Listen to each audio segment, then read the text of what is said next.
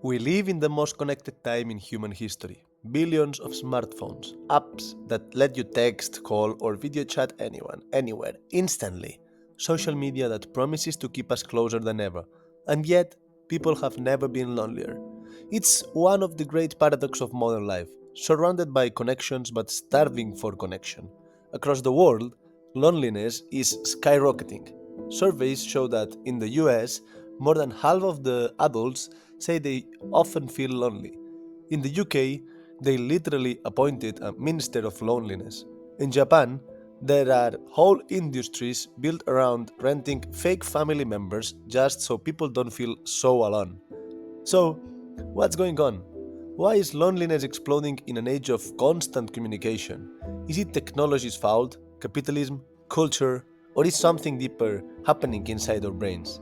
Well, grab your phone, but don't text anyone just yet, because today we're diving into the science, psychology, and strange reality of why we are lonelier than ever before. First, let's define loneliness, because it's not just being alone. You can sit in a cabin in the woods and feel perfectly fine, or be surrounded by people in a party and feel completely empty. Psychologists say loneliness is the gap between the relationships you want and the relationships you actually have.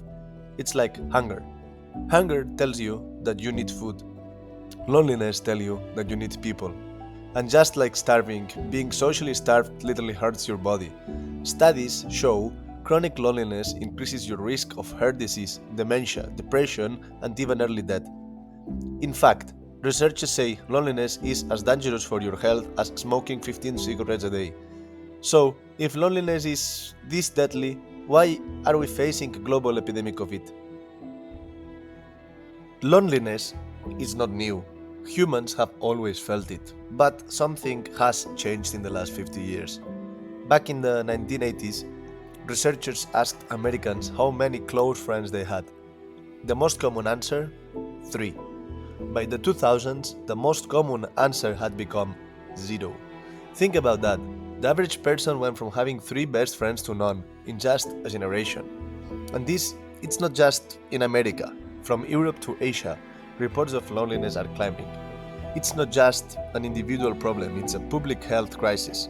But what's behind the rise? Well, let's break down the main suspects. Social media promised us connection, and in some ways, it delivered.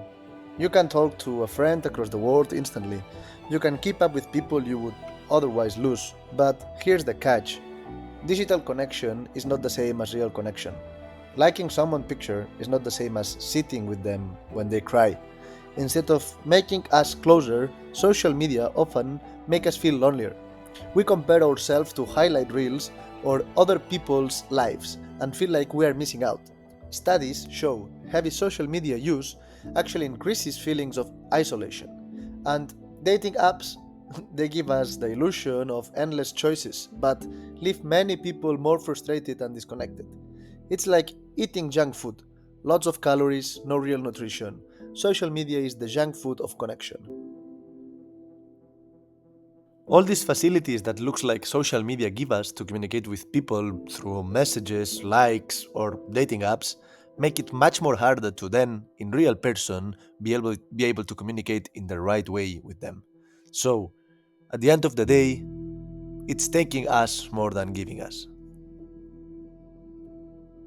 But loneliness, it's not just about technology. It's also about collapse of community. Decades ago, people were more tied to local groups, churches, clubs, extended families.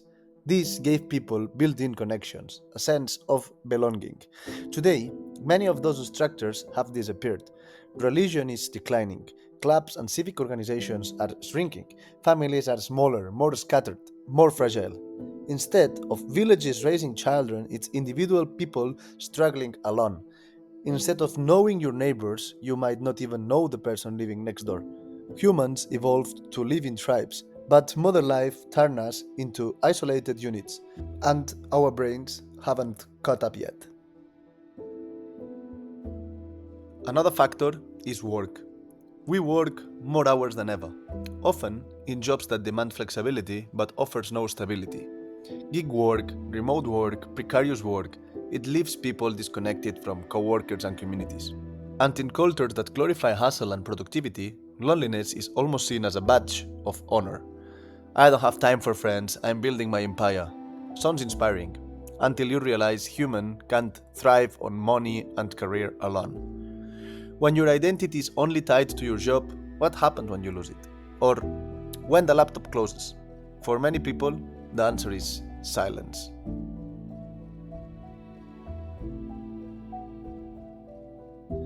Here, there is another paradox. Cities are more crowded than ever, yet people feel lonelier in them. Living in dense urban environments means being surrounded by strangers, all rushing past each other, never making eye contact. You are a drop in an ocean of people, invisible, replaceable. Sociologists call it urban anonymity. You are never alone, but you feel unknown. In some parts of the world, loneliness it already exploded into something far more dramatic. Let's look at Japan, for example. There is a word there, hikikomori. It describes people, often young men, who withdraw completely from society. Not for a weekend, not for a year, sometimes for decades.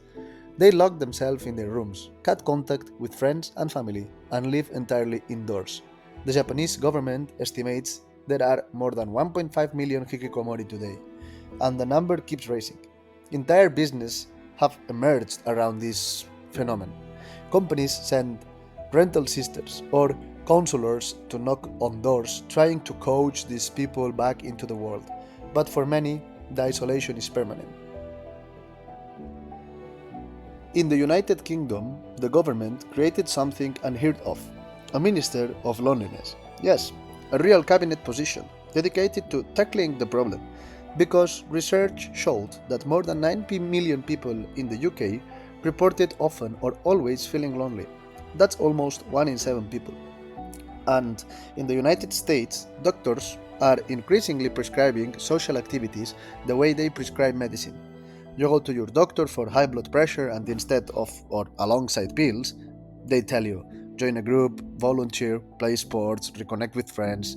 It's called social prescribing, and it's becoming mainstream because the data is clear. Loneliness is killing.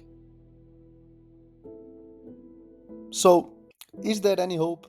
Experts say yes, but it requires effort. Loneliness is not solved by scrolling more.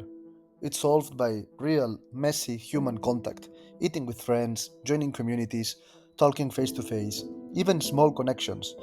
A chat with a barista, saying hi to a neighbor help fight loneliness.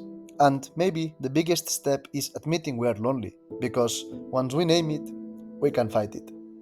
So, why are people lonelier than ever before? Because the modern world gave us everything: comfort, technology, convenience, except the thing we are wired to need most: each other. We are hungry for connection in a world built for isolation. And unless we find ways to rebuild our communities, our friendships, and our bonds, the loneliness epidemic will only get worse.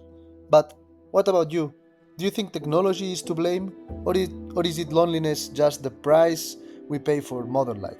Let me know in the comments, and hey, maybe just leaving a comment is already one small step away from loneliness. Thank you for watching, and see you in the next video.